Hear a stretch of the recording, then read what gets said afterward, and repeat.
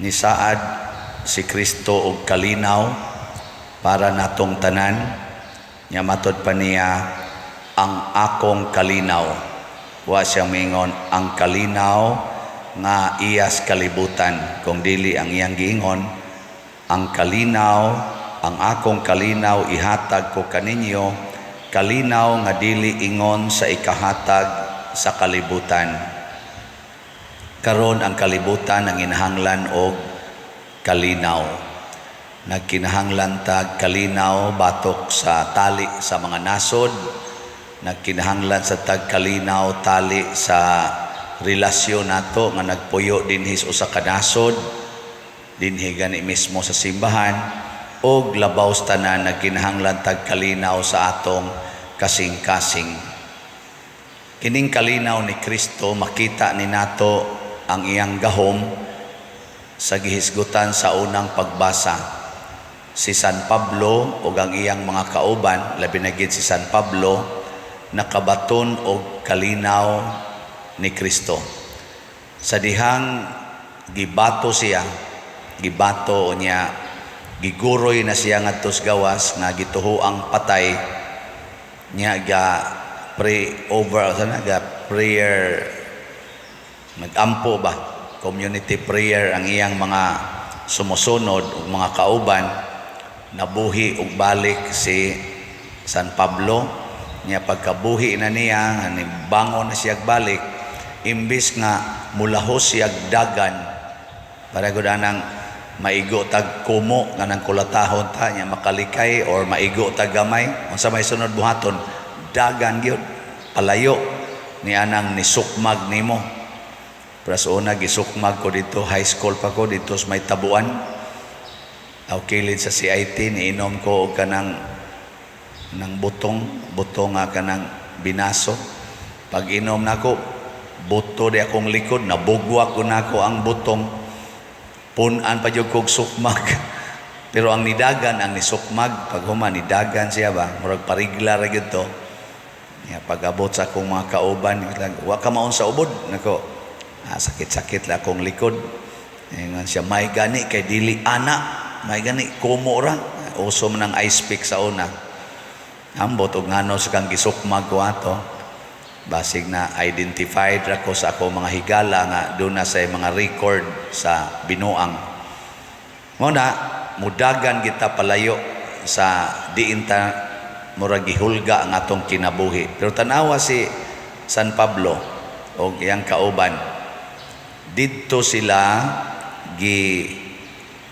bato sa Antioquia, Pisidia, gibato sila dito, unya giguroy gawas sa lungsod. Ang resulta hinoon, pagkasunod adlaw, si Las Bernabe nagwali na sa dito ni aning mga lugara. Nangadto na sad sila sa Listra, ningadto na sad sa Antioquia, Pisidia, Iconio, nibalik ra sila og kuan niya madasigon kay silang nagwali nga wa gyoy kahadlok. Kining maong kamatuoran na sinati sad ni sa daghan kay natong mga kaigsuonan, labi na mga santos, sama sa atong santo nga si Pedro Calungsod, si Lorenzo Ruiz. Sa dihang buhi pa sila, gihulga silang patyon, pero nipadayon ragid sila himo sa ilang Kristohanong buhat, hangtod yun nga gipatay sila. Be kamo kuno be, pangutan ako no na imong tupad diha ing na kung na imubato nimo, paduol ka niya o mudagan. Ang tupad, dagan ka o mo paduol. Ang tubag ana, buang ka diha, dagan tayo. Pero kung makasinati kas kalinaw nga gihatag ni Kristo o gikan ni Kristo, mao ginay tinuod nga mubuntog og daghang mga kahadlok. Muna ang taong tinuod nga malinawon, di na gyud mahadlok. Munang moingon ko ron ninyo pananglitan, malinawon ka. Yamin ka, oh, malinawon ko padre. Ang sunod na pangutana, din ka mahadlok. Ingon gani ka hadlok, di pa ka malinawon. Kaya ang tinuod nga kalinaw mubuntog sa kahadlok, labi na kining kahadlok sa kamatayon, kahadlok nga mahagbong sa exam, kahadlok nga mabiyaan sa uyab, mabiyaan sa asawa urbana, napayuban mahadlok nga masakit, mahadlok nga mapobre, napaganiuban nga mahadlok nga mabatig naong, bati na daag naong, mahadlok pag yun. Samot na yung stress, napamaganiuban mahadlok matiguang. Stilan si tinta na edad magpa cute lang yapon, mura lang yapog bagets ba, short bisag kuyos na kayo magpa picture magana-ana pas kamot, ana-ana pa din ako galisod naging lakaw mo na ana pag yun pabagets ba aron ingnon nga batanon dili ay tugan kita tinuod mo na ang kalinaw hinatag gina ni Kristo. Pero unsaon man nato pagkaangkon ni ining maong kalinaw nga gihatag ni Kristo? Ang una, mohimo gitag desisyon matud pa ni Kristo, ayaw kamog kabalaka ug ayaw kahadlok. Ato gid ang desisyon nga dili ta mahadlok, dili ta mabalaka. Nya unsa may itong iilis, mosalig ta nga si Kristo nag-uban kanato. Nga bisan pag ang kamatayon moabot nato, sawon ra na ni Kristo ang atong kinabuhi. Basta nagsunod ta niya, sawon ra na niya ug dadon ngadto sa kinabuhing way katapusan. Sama aning ato karon dinhing mga giatubang kining atong mga proyekto, minilyon guni. Di ta mabalaka, di ta mahadlok. Nay mo uban mo ingon pader ay gyud balhin ha. Nako dai di mo balhin og mamatay ta. Padung mangitas bahak or asa ta mabutang, balhin kita ani. Di na lang ta mabalaka ana. Mahuman ba ning projika pinaagi ni Father Siano? Mahuman ba ni sa atong panahon nga kitang nagsigig tampo ani mga slots? Or ang muhuman ni ini ang next na nga mga generation or next na nga administrasyon mao nay atong dawaton. Pero mo lagi na sige tagpamalandong ug unsay gustos Ginoo karong adlaw mao atong buhaton. Pananglitan mo ingon ang Ginoo, higugmay mong bana. Ayaw na paghunahuna sikog higugma ni nya mag-abusa ra gyapon ni nya dili ni nako siya sultihan, dili ni nako siya kasab-an nya magsigi mag-anad na lang ni. Ayaw ana. Ay na laghunahuna sa ugma ang pagtuman karon. Nya kada natutuman sa sugo sa Ginoo karon nga way kabalaka o kahadlok sa umaabot, maunay mohatag nato og kalinaw karon. Nya ang imong kalinaw karon mibuntog sa kahadlok nimo karon. Nya mao na itong batasan ikaugma buhat na puntas buhat sa Ginoo para anang adlaw. Di lang ta mabalakas ugma kay naa man Ginoo uban man nato hangtod matapos nato ang tuig, matapos nato ang pila ka tuig, wa tay kahadlok. Muna sa pagampo bitaw nato sa amahan namo, unsa man say giampo nato ang kalan-o namo sa matag adlaw ihatag kanamo karong adlaw.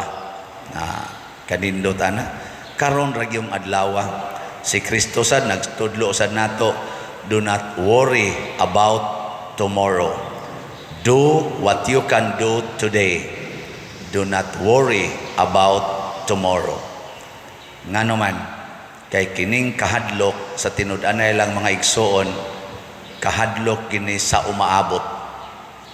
Panagsara kayo ang mahadlok sa niabot na. Kasagaran nato niabot na gyud ang ato dawat. Pero kanang kahadlok kana ginang umaabot.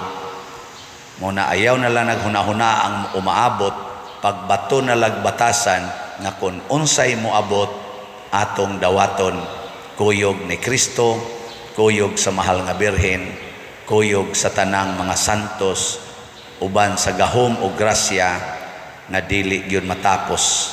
Nya kun ana na nato maong pagbati, ang ato na lang buhaton, magsigi na lang tagsunod sa sugos Ginoo. Inig-ingos Ginoo, palit og slat karon. Ay nakahadlok na pa ba kay kapalit og bugas ugma? Karon palit ta ginang slat. Ug ang imong available nga kwarta, good for 20 slots. Sa atong SBF dag, tag 500 naman eh. Hatag dayon kag pila man ang 20 slots? 10,000. Oh, hatag ka. Ikaw ugma, putol din imong suga. Ikaputol sa imong suga, ay lang sa ipatao daan. Kay total, mabuhi ra man gitagwa ning suga. Kanang kurente, mabuhi ra tayo. Ang kuyaw, ang putlo ng imong ginhawa. Kay bisag na apay kurente, wa nagyug kay ginhawa. Nya ana lang, Lord, naputlan kog suga, kay nipalit ko nimong slat. Moingon din na imong igsoon, danghag ka, anong imo tong gipalit, wa na hinuong ka dihay suga. Agwanta lang kagway suga. Nya, nahibuong lang ka nga, na ay nikalit og abot sa inyong balay, kay naa kay package, nya gipakapinan og dollar check nga worth $10,000.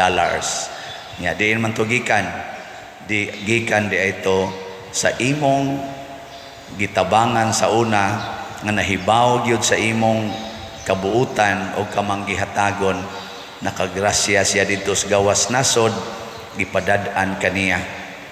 Nya human imo dayong nasinati ang kalipay. Nya pila man ang $10,000 i-times na nimog 50, pila man na siya? Huwag na nag 50 baron. Nya pila man na siya? 10,000 times 50. Di lagi mo kibaw lagi. Pila na? 500,000. Sunan gana 500,000 imo dayong sukli. Imo dayon to siyang ipalit og slatanan, pero imo sang ipagabalik imong kurente, paayong imong balay ug uban pa. Pero wa na to nimo higugmaa ang maong butang. Ang imong gihigugma ang pagpasalamat ug pagpadayon sa pagsunod sa Ginoo.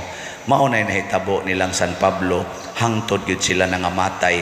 Mao nay nahitabo nilang San Roque.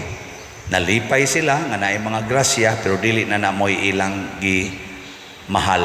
Ang kimahal ang pagtuman sa sugo sa Ginoo hangtod sa kamatayon. Mao na ang kalinaw nga Dios nun. Manindog ta.